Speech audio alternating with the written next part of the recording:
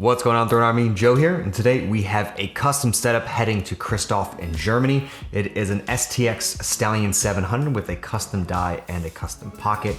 Getting into the die first, it is a powder die with a red to black fade. Fade is just absolutely perfect, and it also has LENNY personalization on it, which I believe is his son, so super cool to that. My favorite thing about this has to be the two different places of where STX puts the gold in this head. Down here, the gold actually turned to kind of more of like a minerally black, which I think is pretty awesome on the actual dyed black of the plastic. But up at the top, the STX stayed gold. And since it's going to Germany, it's pretty dope with the gold, the red, and the black for sure. And just that fade is absolutely sick. Getting into the pocket itself, it is a king pocket. I think this is actually one of the first times we've strung these two together. I'll get into that later. With the Fiber 2 system, it has the diamond mesh, and then it has the black, gray, and white, so the onyx string for the top and the sides. And in the throat, he threw in the ruby red, which I think is super cool. And up top here, we got white with the gold, and then the 3 black shooters. My favorite has to be those U's. I love when people use fade on the bottom and then using matching shooters going up into it, especially when they're U's. Gives it more angles to it, and also the color dispersed throughout the whole head looks pretty awesome. And then throwing that red in the throat with the red on the top makes it really, really clean.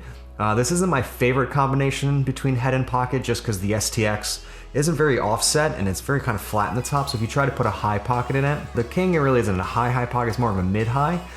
It really doesn't have a lot of definition. It's more of kind of like just like flat bowl that the ball just rolls around in. So we did shift the pocket down a little bit, which ended up being pretty nice. It's got a great channel to it, just more of a mid-high instead of a mid-high. But I think in terms of hold that those two use, and the release is going to be pretty powerful and pretty awesome on this setup. Also, this is also going to help this head have a little bit more of an offset feel to it, because it really isn't that offset at all. So just a little bit of tweaking there. I just wish the head had like one more hole right here, and then this would be absolutely perfect with that true mid-high.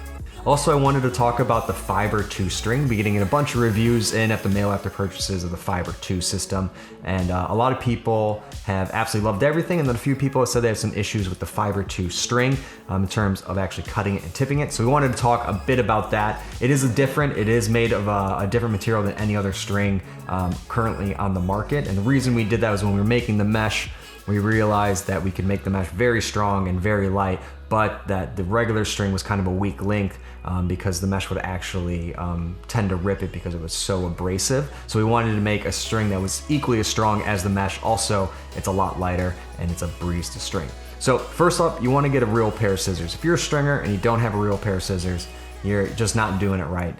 It's going to take you more time, and it's not going to look as good. It's not going to last as long, and it just won't have that nice clean look that you guys are going for. So get a real pair of scissors, and what we like to do is actually fold the string around the actual blade and pull it towards the inside, and that'll give you a nice clean cut on the Fiber 2 string. And then the other thing you got to realize is the string has a core, and then it has a jacketing on the outside. These are made of different materials. So on the inside, when you cut it, that'll tend to come out a little bit more than the jacket, which will kind of fold over on the back ends. All you want to do is use the blue part of the flame to melt that inner core, and once that's melted, it shouldn't take too long. You want to pull the jacket over top it and then melt them two together, and you'll have a perfect string, and it'll come out nice and clean just like this. As always, let me know what you think about this custom setup in the comments below. In the description, I'll also have links where you can pick up a king pocket, Fiber 2 system, or a custom die or powder, and it doesn't even have to say LENNY on it. You can get your own name, which is pretty awesome. Personalization on ThroneLacrosse.com. That's everything. Be sure to subscribe for other custom videos, and I'll see you guys on the field.